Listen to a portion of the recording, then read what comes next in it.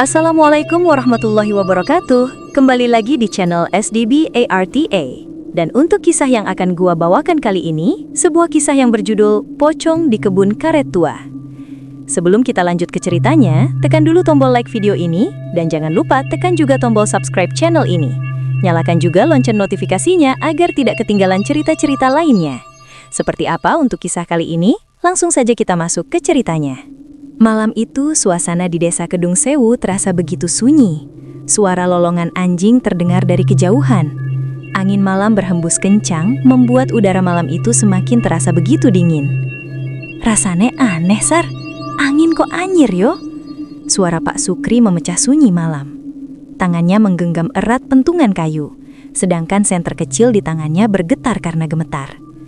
Iyo, Pak, kayak bubangke, tapi entah dari mana asalnya, jawab Sardi. Aparat keamanan desa yang malam itu sedang ronda bersamanya, napasnya tampak berat. Matanya menatap ke arah kebun karet tua yang membentang gelap di tepi jalan. Kebun itu sudah lama tidak digunakan. Pemiliknya, Pak Jamil, jarang datang. Rumput liar tumbuh menutupi jalan setapak, dan batang-batang karet tua menjulang seperti tiang hitam menembus langit. Ayo cepet keliling, aku pengen cepet pulang. Anakku lagi panas di rumah, kata Pak Sukri sambil menyalakan rokok. Sardi hanya mengangguk, tapi baru 2 langkah mereka melangkah, terdengar suara aneh seperti kaki melompat di atas tanah. Buk, buk, buk. Sardi langsung menyorotkan senter ke arah kebun. Sinar itu menembus gelap, tapi hanya terlihat batang-batang pohon karet berjejer. Pak, panjenengan dengar toh? Suara Sardi mulai gemetar. Iyo, aku dengar, tapi jangan aneh-aneh. Mungkin tikus atau biawak, jawab Sukri setengah meyakinkan dirinya sendiri. Tikus mana yang jalannya lompat, Pak? Sardi menoleh ke arah Pak Sukri beberapa saat, lalu kembali memperhatikan sekitar kebun karet yang semakin gelap. Namun detik berikutnya, angin dingin tiba-tiba berhembus dari arah kebun, membawa bau busuk yang menusuk hidung. Waduh, busuknya kok kayak bau mayit, terus Pak Sukri menutup hidungnya dengan lengan baju.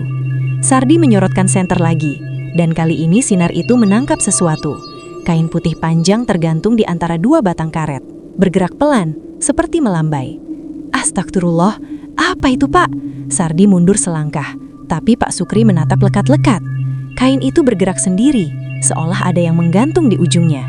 Belum sempat mereka berdua bicara lagi, sesuatu melompat cepat dari balik batang karet. Sosok itu mendarat keras di tanah, kepalanya menunduk, kain kafannya kotor penuh tanah, dan dari celah kain itu terlihat wajah pucat membiru. Pocong! Astagfirullahalazim! Pocong, Sar! Teriak Pak Sukri. Sardi sontak menyalakan senter lebih terang. Sinar itu memantul di wajah sosok tersebut. Matanya terbuka lebar menatap mereka. Sosok itu tidak diam. Ia melompat cepat mendekat. Lompatannya berat, seperti tali yang menarik-narik tubuhnya. Tanah bergetar pelan setiap kali ia jatuh dan melompat lagi. Lari, Pak Sukri! Sardi berteriak sambil menarik tangan Pak Sukri. Mereka berdua berlari ke arah pos ronda, tapi suara lompatannya semakin dekat. Duk, duk, duk. Setiap bunyi langkahnya terdengar seperti tanah dipukul benda berat. Sardi, jangan nengok, cepat! Tapi Sardi justru menoleh. Saat itu juga senter di tangannya mati mendadak. Hanya terdengar napas mereka yang terengah dan suara kain terseret makin mendekat. Tiba-tiba pocong itu muncul di belakang mereka, melompat tinggi, lalu menghilang di balik pohon besar di ujung kebun. Suasana kembali sunyi, hanya suara jangkrik. Pak Sukri dan Sardi berhenti berlari. Mereka berdiri gemetar di depan pohon besar tempat sosok itu menghilang. Dia hilang, Pak. Sumpah, hilang di sini, kata Sardi dengan suara serak. Pak Sukri menyorotkan senter cadangannya. Sinar itu mengenai tanah basah yang terinjak-injak. Seperti baru saja ada sesuatu yang menggali atau meloncat di sana. Dan tepat di bawah pohon itu, tampak gundukan tanah kecil, bentuknya bulat panjang, seperti kuburan baru. Sardi berjongkok menyentuh tanah itu. Masih lembek, Pak. Kayak baru digali. Pak Sukri menelan ludah. Sudah, ayo balik. Besok kita kasih tahu Pak Kepala Desa. Mereka berjalan cepat meninggalkan kebun. Tapi sebelum benar-benar keluar, terdengar lagi suara lirih di belakang mereka. Suara itu seperti rintihan. Tolong, tolong aku. Sardi menoleh spontan, tapi tidak ada siapa-siapa. Hanya angin berhembus, membawa daun-daun kering berjatuhan. Ya, kabar itu langsung menyebar ke seluruh desa. Pak Sukri sama Pak Sardi lihat pocong. Begitu bisik-bisik warga di warung kopi. Ada yang tidak percaya, ada yang menuduh mereka mabuk saat ronda. Sebagian lagi menganggap itu hanya halusinasi mereka karena kantuk. Di rumahnya Sardi terbaring lemah, tubuhnya panas tinggi. Istrinya Putini terus menangis di sampingnya sambil memegangi kompres dingin. "Mas, ayo bangun, sudah subuh ini." Tapi Sardi hanya menggeliat pelan. Bibirnya bergetar menggumam lirih. "Dia belum dikafani dengan benar, Dik." Tidak lama Pak Sukri datang tergesa dengan wajah khawatir. "Gimana keadaannya, Tin?" "Demamnya nggak turun-turun, Pak. Ngigau terus ngomong soal kafan." Pak Sukri duduk di samping ranjang. Ia memegang tangan Sardi. Terasa panas sekali. "Sar, iki aku Sukri. Eling, Sar. Ojo ngomong aneh-aneh yo." Tapi Sardi tiba-tiba membuka mata. Pandangannya tajam menatap langit-langit. Dia marah, Pak Sukri. Dia dikubur tanpa doa. Lalu tubuhnya kejang, mulutnya berbusa sebelum akhirnya pingsan. Pak Sukri mundur ketakutan. Astagfirullah. Dari luar jendela angin berembus kencang sekali, hingga daun pintu bergoyang. Sejak kejadian itu, hampir setiap malam warga yang lewat di dekat kebun karet selalu mendengar suara kain diseret, dan beberapa orang bersumpah telah dikejar sosok pocong, melompat-lompat di antara pohon tua itu. Dan setiap kali ada yang mendengar suara lirih di tengah malam, mereka tahu siapa yang memanggil. "Kamu tahu nggak, Man? Pocong itu beneran, aku sendiri yang lihat." Suara keras itu terdengar dari warung kopi Pak Mardi yang terletak di dekat jalan utama desa. Pagi itu warung ramai bukan karena pembeli, tapi karena rasa takut yang mulai menular. Kepala desa Saman datang tergesa, wajahnya tegang. "Ada apa lagi ini? Tiap hari ngomongin pocong terus," katanya sambil duduk di bangku panjang. Warga yang berkumpul menatapnya dengan wajah khawatir. "Pak, orang-orang sudah nggak berani lewat kebun karet. Anak muda yang biasa pulang malam semua mutar jauh lewat sawah," ujar Pak Mardi. "Benar, Pak. Kemarin istri saya dengar suara ketawa dari arah kebun waktu subuh," tambah Pak Darso dengan wajah pucat. Pak Saman menarik nafas panjang. "Tidak usah kebanyakan ngomong. Ayo sore nanti kumpul di balai desa. Semua warga wajib datang. Aku mau tahu apa yang sebenarnya terjadi." Sore harinya balai desa penuh sesak. Warga berdesakan membawa tikar dan lampu petromak. Udara di dalam ruangan terasa panas dan tegang. Pak Saman berdiri di depan menatap satu persatu wajah warga. "Aku ngerti, sekarang semua pada takut. Tapi kita harus waras mikir. Jangan gampang percaya hal-hal gaib." Dari pojokan, seorang lelaki tua mengangkat tangan. "Pak Lurah, pocong itu nyata. Aku sama cucuku lihat sendiri waktu lewat kebun. Ada kain putih melompat terus hilang di atas pohon karet." Warga langsung ribut. Sebagian berseru, "Astagfirullah." Sebagian menutup telinga anak-anak. Pak Saman mengetuk meja. "Diam, tenang dulu." Setelah suasana agak reda, ia melanjutkan.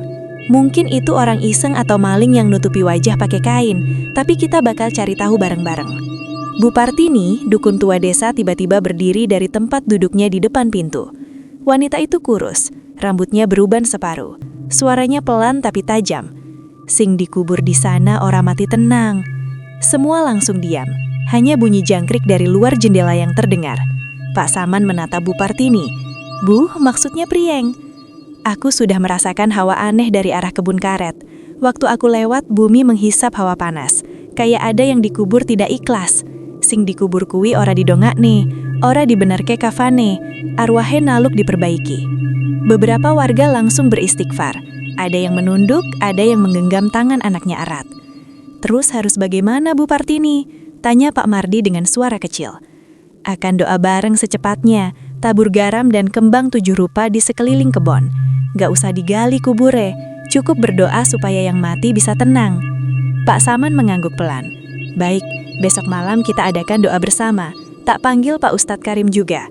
Tapi tolong mulai malam ini tidak ada yang iseng ke kebun karet. Paham semua?" Warga menjawab serentak. "Paham, Pak." Namun seperti biasa, larangan justru membuat penasaran. Sekitar pukul 11 malam, 2 pemuda desa, Anwar dan Dimas, berjalan diam-diam menuju kebun karet dengan membawa senter dan kamera ponsel. "Yo wes, kita buktikan kalau pocong itu cuma kabar bohong. Anwar tertawa kecil sambil menyalakan senter. Besok biar Pak Lurah percaya, kita tunjukkan videonya. Dimas tambah ragu. Tapi Mas, kalau beneran ada gimana? Aku nggak enak kalau sampai Bu Partini benar. Cuma akal-akalan orang tua. Ayo cepet. Mereka melangkah masuk melewati pagar bambu kebun yang setengah roboh. Bau tanah basah langsung menyergap. Udara terasa lebih dingin dari biasanya. Pohon-pohon karet berdiri rapat, seperti menutup langit. Tempatnya memang angker ya Mas, gumam Dimas pelan. Tiba-tiba, senter Anwar berkedip lalu padam. Wah, baterainya habis. Ia menepuk-nepuk bodi senter lalu menyorot ke tanah. Saat sinar kembali menyala, keduanya melihat jejak tanah basah seperti bekas loncatan besar. Wah, iki opo Mas? Dimas berbisik, suaranya gemetar. Belum sempat dijawab, terdengar suara kain diseret. Sumber suaranya dari arah gundukan tanah di tengah kebun, tepat di bawah pohon besar. Anwar tertawa kaku, paling tikus gede. Tapi Dimas justru mundur. Mas, ayo balik. Perasaanku nggak enak. Anwar menyorotkan senter ke arah gundukan itu. Sinar itu menangkap kain putih panjang, kotor, basah, bergerak pelan. Dari dalam kain itu, sesuatu menggeliat. Mas, teriak Dimas panik. Tapi belum sempat ia lari, sesuatu meloncat tinggi dari balik tanah. Wajahnya pucat, mata melotot, mulutnya menganga lebar seperti menjerit tanpa suara. Pocong itu melayang sebentar lalu menghantam tanah keras mendekati mereka. Lari Dimas! Anwar berteriak sekuat tenaga. Mereka berlari ke arah jalan, tapi langkah mereka berat seperti diseret. Suara kain itu mengejar di belakang. Sampai di tepi kebun, Dimas menoleh. Sosok itu melompat dan menabraknya. Kain kafan yang kotor menempel di wajahnya membuatnya menjadi histeris. Anwar menendang-nendang tanah, menarik sahabatnya sekuat tenaga. Dimas, ayo! Tapi tubuh Dimas kaku. Matanya melotot, bibirnya terbuka tanpa suara. Anwar berlari sendirian, tidak berani menoleh lagi. Ia baru sadar sudah sampai di rumah saat tubuhnya jatuh tersungkur di teras sambil terengah-engah. Keesokan paginya, warga heboh. Anwar ditemukan gemetar di depan rumahnya. Seluruh tubuhnya penuh lumpur dan daun karet kering. Mulutnya komat kamit tanpa henti, seperti berdoa tanpa suara. Sementara Dimas ditemukan oleh warga 2 jam kemudian, tergeletak di pinggir kebun dalam keadaan pingsan. Ketika sadar, ia sudah tidak bisa bicara. Dokter puskesmas datang memeriksa, tapi hasilnya aneh. Tenggorokannya normal, tidak ada luka, namun ia bisu total. Bu Partini datang melihat dan hanya berkata lirih, "Aku wes ngomong, yang dikubur orang mati tenang. Sudah waktunya didoakan. Kalau enggak, akan semakin ada banyak korban." Tapi Mak, siapa yang dikubur di sana? Kebun itu kebun lama yang gak pernah didatangi siapapun, termasuk pemiliknya. Pak Kepala Desa menjawab dengan wajah bingung. Hanya Allah dan makhluk itu yang tahu. Bu Partini segera meninggalkan tempat itu. Malamnya, desa seperti kota mati. Tidak ada suara anak-anak, tidak ada yang berani ronda. Hanya angin berembus perlahan, membawa aroma daun karet dan tanah basah. Pak Saman duduk di beranda rumahnya, memandangi arah kebun yang gelap. Di kejauhan, ia melihat bayangan putih melintas tepat di antara batang-batang pohon. Ia berdiri menggenggam sarungnya kuat-kuat. Besok, kita doa bersama. Semoga yang dikubur di sana bisa tenang. Loh, kok tanahnya kayak digali ulang ya? Pak Sukri berhenti di tepi kebun karet menatap gundukan tanah yang tidak rata.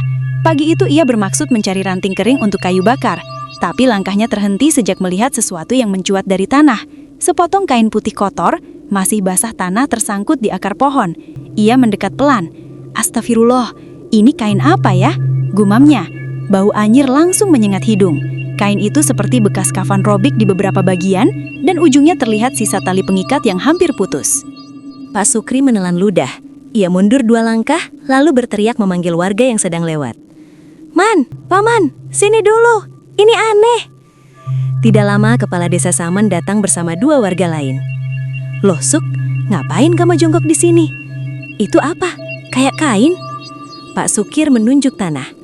Coba lihat Pak Lurah, iki kayak kain kafan. Aku gak berani sentuh. Pak Saman berjongkok memincingkan mata. Bau busuk semakin kuat menusuk hingga tenggorokan terasa mual. Pak Saman berdiri cepat. Kamu gali tanah ini, aku mau telepon polisi dulu. Tapi Pak, belum selesai Sukri bicara, Pak Kepala Desa sudah berlari pergi. Sukri memandang kain yang ada di depannya. Walah, niat cari kayu bakar malah disuruh gali tanah. Mana aku gak bawa cangkul lagi. Piye iki Pak Lurah iki? Setengah jam kemudian, 2 polisi dari sektor terdekat datang. Mereka membawa sekop dan sarung tangan karet. Kami dapat laporan dari warga tentang kain aneh di tanah, tanya salah satu polisi. Namanya Bribka Witorando Witowo. "Iya Pak, ini tempatnya di bawah pohon karet yang besar itu," jawab Pak Sukri gugup. Witowo menunduk menyorotkan senter ke tanah. "Bau bangkai kuat sekali. Ini bukan hewan. Siap gali pelan-pelan," perintahnya pada rekannya. Suara sekop menembus tanah yang lembek. Setiap sekop diangkat, bau busuk semakin tajam. Warga yang menonton dari jauh mulai menutup hidung, sebagian beristighfar pelan. "Pak, stop dulu, ada sesuatu," teriak salah satu polisi. Mereka berhenti.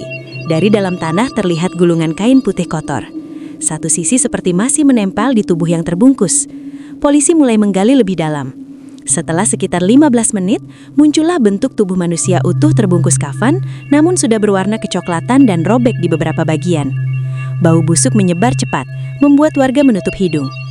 "Astagfirullahalazim," bisik Pak Saman, wajahnya tegang. Salah satu polisi memegang bahunya. "Kami pastikan dulu Pak, ini jelas jasad manusia." Pak Sukri memegangi dada, jantungnya berdetak keras.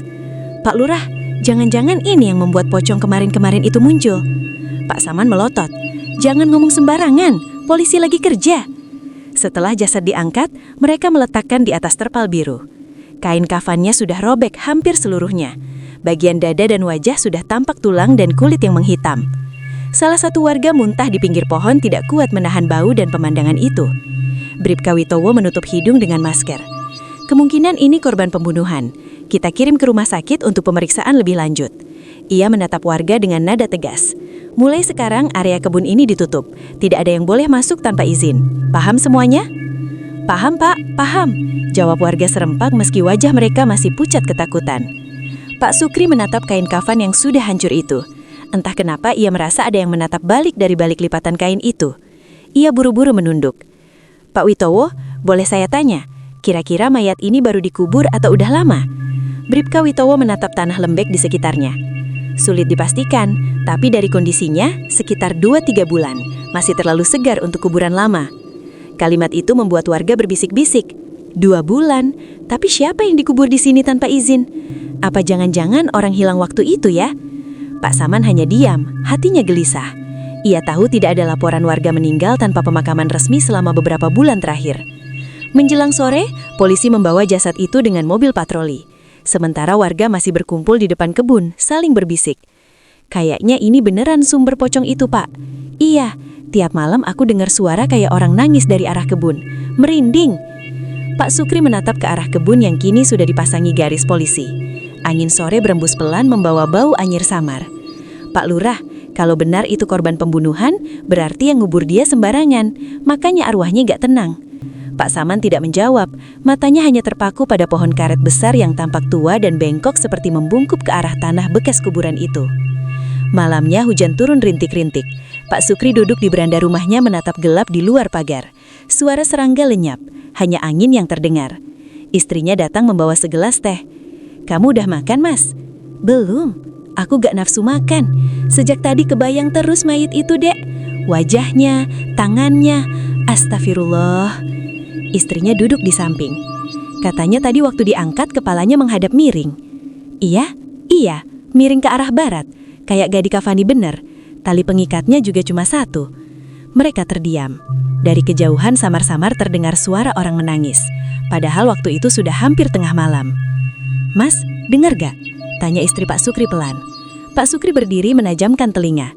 Suara itu lirih tapi jelas, seperti seseorang menangis dan merintih kesakitan pelan dari arah kebun karet. "Kok ada yang nangis tengah malam gitu?" Tidak ada jawaban, mereka hanya saling pandang. Ngeri. Sekitar pukul 2 dini hari, Pak Sukri akhirnya tertidur. Tapi tidurnya gelisah. Dalam mimpinya, ia berdiri di kebun karet. Angin berembus pelan, daun-daun berguguran. Di depan matanya, ada sosok pocong berdiri diam menghadap ke tanah bekas kuburan yang tadi siang digali polisi. Sosok itu tidak menakutkan seperti sebelumnya. Ia hanya menunduk, suaranya lirih dan serak. "Aku hanya ingin dimakamkan layak." Pak Sugri berusaha menjawab, tapi mulutnya tidak bisa terbuka. Ia ingin bertanya siapa orang itu, tapi suaranya tertolan angin. Sosok itu perlahan memutar tubuhnya, menatap dengan mata kosong berair darah, lalu menghilang menjadi kabut putih. Pak Sukri terbangun mendadak. Nafasnya tercengal, tubuhnya berkeringat dingin. Ia menatap ke jendela. Di luar gelap, tapi samar-samar dari arah kebun terdengar lagi suara seperti orang menangis. Hanya kali ini suaranya lebih jelas, dan di antara tangisan itu terdengar suara lirih seperti seseorang yang minta tolong dan merintih kesakitan. Keesokan paginya, seluruh desa gempar setelah berita dari kepolisian keluar. Jasad yang ditemukan adalah seorang pria. Tidak ada identitas, tapi dari pakaian di bawah kafan, diduga ia pernah menjadi penjaga masjid. Pak Saman menatap laporan itu dengan wajah kaku. Penjaga masjid? Tapi siapa? Imam udah 3 bulan gak pulang, tapi katanya merantau. Pak Sukri yang berdiri di sampingnya langsung merinding. Jangan-jangan suara Pak Saman tercekat. Sudahlah, jangan disimpulkan dulu. Tapi kalau benar, berarti kita menghadapi dosa besar. Pak Saman menatap kebun dari kejauhan. Kabut tipis menutupi batang-batang karet. 2 hari berlalu sejak kedatangan Pak Witao pagi itu. Pagi itu, suasana di balai desa sudah begitu ramai. Beberapa warga terlihat duduk di ruang tunggu. Sebagian yang lain duduk di kursi kayu dengan panik. Pagi ini pihak kepolisian akan kembali mengumumkan siapa jasad yang ditemukan hari itu. Di ruang kerja, Pak Saman duduk di meja kerja. Wajahnya menunduk memperhatikan beberapa berkas yang ada di hadapannya. "Selamat pagi, Pak." Sebuah suara mengejutkan Pak Saman. "Selamat pagi, mari silahkan duduk." Pak Aman berdiri lalu mempersilahkan Pak Wito untuk duduk. "Pak, hasil identifikasi sudah keluar." Suara Bribka Wito memecah keheningan balai desa pagi itu. Kepala desa Pak Saman melebarkan matanya. Ada rasa lega dan was-was dalam matanya. Warga yang duduk di kursi panjang menegakkan badan. Semua menunggu. "Siapa korban sebenarnya, Pak?" tanya Pak Saman pelan. Nadanya penuh was-was. Bribka Wito menarik nafas panjang sebelum menjawab. Jasad yang ditemukan di kebun karet itu ternyata Pak Imam marbot masjid yang dikabarkan merantau ke kota 3 bulan lalu. Suasana langsung hening total. Beberapa warga terperanjat. Ada yang spontan berseru, "Astagfirullahaladzim, Pak Imam, serius Pak?" "Iya, itu yang tiap subuh azan di masjid, katanya merantau ke kota. Lah, kok malah nemu mayitnya di kebun karet? Ya Allah." Pak Saman berdiri perlahan. "Pak Imam, tapi 3 bulan lalu keluarganya bilang dia pamit ke Surabaya. Katanya kerja bantu saudara di toko bahan bangunan." Bribka Wito menggeleng. "Kami sudah konfirmasi ke sana. Tidak ada siapapun bernama Imam yang datang atau bekerja di tempat itu. Semua palsu." Pak Sukri gemetar. Ia masih ingat mimpinya beberapa malam lalu. Pocong yang berbisik kelir minta dimakamkan layak. Berarti pocong itu benar Pak Imam. Ya Allah. Beberapa warga mulai menangis. "Orangnya baik banget, Pak. Nggak pernah marah. Selalu bantu bersihin masjid, nguburin jenazah orang. Siapa yang tega bunuh dia?" Bribka Wito menukar map dan menatap mereka satu persatu. "Kami sudah menemukan petunjuk. Di lokasi kejadian ada bekas sekop yang sama dengan milik Pak Jamil, pemilik kebun tempat jasad itu dikubur." Semua langsung saling pandang. "Pak Jamil tukang daras getah itu loh. Dia kan udah lama nggak ke kebun itu. Kok tiba-tiba sekarang jadi?" Bribka Wito melanjutkan. "Selain itu di gubuk tua yang ada di kebun karet, kami temukan kain seragam kerja Pak Imam. Ada bercak tanah dan darah kering di bagian pinggirnya." Pak Saman menatap kosong. Pak Jamil tega banget. Siangnya polisi ditemani Pak Saman dan beberapa warga desa datang ke rumah Pak Jamil. Sementara beberapa warga yang lain berkerumun di depan pagar bambu menonton dari jauh. "Pak Jamil, polisi, buka pintunya!" teriak Wito sambil mengetuk keras. Tidak lama kemudian, Pak Jamil keluar dengan wajah tegang. "Ada apa, Pak? Saya salah apa?" "Kami ingin tanya soal kain dan sekop yang ditemukan di gubuk tua yang ada di kebun karet milik sampean. Bisa ikut ke kantor dulu?" Pak Jamil mencoba tersenyum. "Ah, itu cuma sekop lama. Saya gali tanah buat bikin lubang sampah, bukan apa-apa." Tapi matanya bergerak gelisah. Polisi masuk dan menggeledah.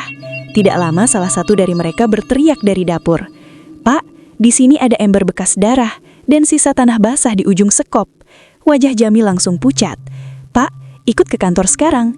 "Sumpah, Pak, saya nggak bunuh siapa-siapa." Namun saat diborgol dan dibawa keluar, tubuhnya gemetar hebat. Warga menatap dengan campur marah dan ngeri. "Gila, tega ngebunuh marbot masjid cuma gara-gara apa sih?" Pantes aja tiap malam kebun itu angker, arwahnya nggak tenang. Di kantor polisi penyelidikan berlangsung semalaman. Hingga akhirnya sekitar pukul 2 dini hari, Pak Jamil mengaku, "Saya nggak bermaksud bunuh dia, Pak." Suaranya serak nyaris berbisik. "Terus, kenapa sampean kubur dia hidup-hidup di kebun?"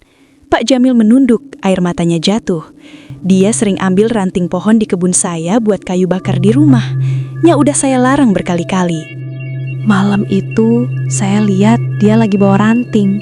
Saya marah, saya dorong. Dia jatuh, kepalanya kena batu. Saya panik, saya kira udah mati. Ia menutup wajahnya, suaranya pecah. Saya kubur dia di situ, biar gak ketahuan. Tapi tiap malam saya dengar orang nangis di kebun. Suara dia, saya tahu, itu dia. Ruangan hening, hanya terdengar jam dinding berdetak. Bribka Witau menatapnya tajam. "Dan sekarang kamu mau bilang itu cuma kecelakaan? Kamu kubur orang tanpa dimakamkan benar. Kau pikir Allah nggak lihat?" Pak Jamil menangis terisak, sujud di lantai, tapi tidak ada yang bersimpati lagi. Kabar penangkapan itu menyebar cepat. Desa gigir lagi. Gila, cuma gara-gara ranting karet, dia tega bunuh orang kecil. Makanya kebunnya angker, arwahnya nggak diterima tanah. Keesokan malamnya, warga berharap suasana kembali tenang. Tapi ternyata tidak. Sekitar pukul 11 malam, teriakan terdengar dari rumah Pak Roni, yang kebetulan tinggal paling dekat dengan kebun karet. "Tolong, ada yang loncat-loncat di kebun, kayak pocong." Beberapa warga keluar membawa senter dan bambu panjang. Mereka menyinari arah kebun. Cahaya redup menembus barisan pohon karet. Dan di sana terlihat sesuatu bergerak. Bentuknya tinggi, terbungkus kain putih lusuh. Kepalanya miring, melompat pelan, tapi suaranya seperti desisan nafas orang sekarat. "Ya Allah, itu pocongnya!" Warga mundur, sebagian jatuh karena panik. Pak Sukri menggenggam tasbih di tangan. Innalillahi. Masih gentayangan dia, masih belum tenang. Pocong itu berhenti di tengah kebun menatap arah warga. Dari kejauhan terdengar suara lirih. "Tolong, tolong aku!" Suaranya serak pecah seperti keluar dari tenggorokan yang penuh tanah. Angin berembus dingin, semua orang terpaku. Lalu stok itu melompat sekali lagi dan lenyap di balik pepohonan. Warga berhamburan pulang sambil mengucap istighfar. Keesokan paginya, suasana desa kembali kacau. Beberapa warga mengaku mendengar suara azan subuh dari arah kebin. Padahal masjid masih terkunci. "Aku kira anak muda yang iseng, tapi suaranya sama persis kayak Pak Imam," kata Butini dengan wajah pucat. Pak Saman datang ke masjid bersama polisi. Di halaman, mereka menemukan jejak tanah basah berbentuk tapak kaki kecil mengarah ke arah kebun. Bribka Wito bergumam lirih. Dia belum tenang meskipun pembunuhnya sudah ditangkap. Pak Saman menunduk. Berarti ada yang belum selesai. Malam berikutnya, warga sepakat menggelar tahlilan dan doa bersama di kebun itu.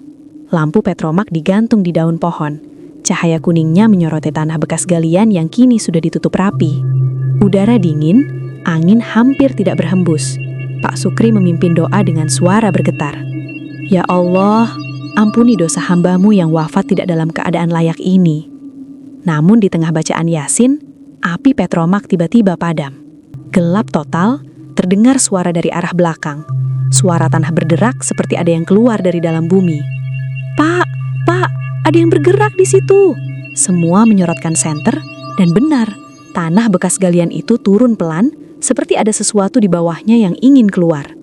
Seseorang menjatuhkan buku Yasin dari tangannya. Dari balik tanah itu, muncul ujung kain putih berlumpur menggeliat pelan. Suara lirih menggemar di antara pepohonan. "Tolong aku!" Beberapa warga langsung lari tunggang langgang. Hanya Pak Sukri yang tetap berdiri menahan gemetar. Ia berseru dengan suara bergetar.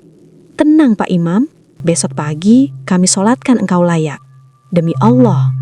Setelah kalimat itu terucap, tanah yang sempat berguncang mendadak diam. Angin berhenti sunyi, hanya suara jangkrik yang kembali terdengar. 2 hari berlalu, pihak kepolisian akhirnya menyerahkan jenazah Pak Imam agar bisa dimakamkan secara layak. Siang itu, suara sirena ambulan terdengar mengapung memecahkan dingan siang. "Kita kubur sore ini juga, Pak Saman?" tanya Pak Sukri lirih memandangi mobil jenazah yang baru berhenti di depan masjid desa. Udara siang itu berat, seolah ikut berduka. Langit berwarna abu-abu, mendung menggantung tanpa angin. Iya Sukri, polisi sudah menyerahkan jasadnya. Katanya hasil otopsi selesai, bisa dikubur sekarang. Pak Saman menarik nafas panjang. Matanya memerah, bukan hanya karena lelah, tapi karena ngeri.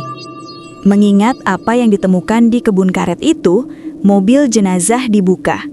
Bau anyir bercampur tanah busuk menyeruak. Seorang petugas mengangkat tubuh yang sudah dibungkus kain kafan baru. Innalillahi wa inna ilaihi roji'un. Lirih warga hampir bersamaan. Pak Sukri menungguk menahan mual. Kasihan, 3 bulan di tanah tanpa dimandikan, tanpa doa, cuma dikubur kayak bangkai.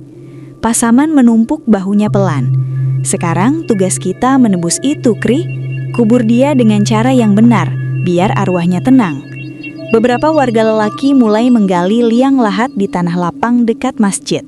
Suara cangkul beradu dengan tanah basah terdengar berat dan lambat. Di antara mereka ada Bu Partini, dukun tua desa, berdiri di bawah pohon mangga tua sambil menggenggam segenggam bunga 7 rupa. Matanya tajam menatap ke arah kebun karet yang terlihat samar di kejauhan. Bu Partini, jenengan gak ikut bantu baca doa? Tanya Pak Saman. Wanita tua itu tidak menoleh. Aku bantu dengan caraku sendiri, Pak Kades. Ucapan itu membuat beberapa warga yang mendengar saling pandang dengan wajah pucat. Sore menjelang maghrib, liang lahat akhirnya siap. Keranda jenazah diletakkan di tepi galian dan satu persatu warga berkumpul mengelilingi. Suara azan berkumandang dari masjid menggema pelan di antara pepohonan. Aneh, tapi gema itu terasa lebih berat dari biasanya. Seperti ada gema kedua dari arah kebun karet. Pak, tadi itu suaranya kayak dobel nggak sih? Bisik salah satu pemuda. Pak Sukri meliriknya cepat. Diam saja, jangan ngomong aneh-aneh di kuburan. Setelah sholat maghrib berjamaah, proses penguburan dimulai. Ustadz Rahman memimpin doa. Suaranya parau tapi tegas. Bismillahirrohmanirrohim. Kami serahkan jasad almarhum Imam bin Syarif kembali ke pangkuan bumi-Mu ya Allah. Namun ketika kain kafan dibuka sedikit untuk memastikan posisi jenazah, prosesi pemakaman dilanjutkan dengan pembacaan doa, tapi suasana berubah tegang. Angin mulai berembus aneh, berputar di sekitar liang lahat. Lampu minyak bergoyang-goyang, api nyaris padam. Ustadz Rahman berhenti membaca, matanya melirik kanan-kiri. Siapa yang nyeletuk barusan? Ada yang baca selain saya? Gak ada Pak Ustadz, semua diam. Tapi jelas terdengar dari arah liang lahat ada suara samar seperti seseorang ikut mengaji pelan, berat dan terdengar dari dalam tanah. Allahu Akbar, la ilaha illallah. Seisi pemakaman membeku. Pak Sukri gemetar memegangi tasbihnya. Astagfirullah, itu suara Pak Imam. Aku hafal banget. Pak Saman cepat menunduk. Teruskan saja, jangan berhenti. Tapi Pak, itu dari bawah tanah. Ustadz Rahman menutup matanya sebentar, lalu menguatkan diri melanjutkan doa keras-keras. Allahumma firlahu warhamhu. Suara dari bawah tanah berhenti, tapi tiba-tiba tanah di sekitar liang berguncang sedikit. Beberapa warga berteriak kecil, 1-2 mundur ketakutan. Bu Partini menancapkan bunga 7 rupa ke tepi kuburan dan berkata keras, "Diamlah, kau sudah dimakamkan dengan layak. Jangan ganggu mereka yang hidup." Angin berhenti, sunyi total. Hanya terdengar nafas orang-orang yang tersengal karena panik. Suasana desa Kedung Sewu terasa lebih tenang sejak pemakaman Pak Imam malam itu tadi. Tidak ada lagi warga yang membicarakan pocong, tidak ada ceritan tengah malam, tidak ada anjing melonglong tanpa sebab. Tapi entah kenapa dada Pak Sukri terasa berat seperti ada sesuatu yang belum selesai. Pak Sukri duduk di kursi bambu di depan rumah, menyalakan rokok kreteknya. Asapnya menari-nari di udara dingin, berpadu dengan suara jangkrik di kejauhan. Angin membawa aroma tanah basah dari arah kebun karet. Pak Imam, suaranya nyaris tenggelam oleh desir angin. Semoga jenengan tenang di sana.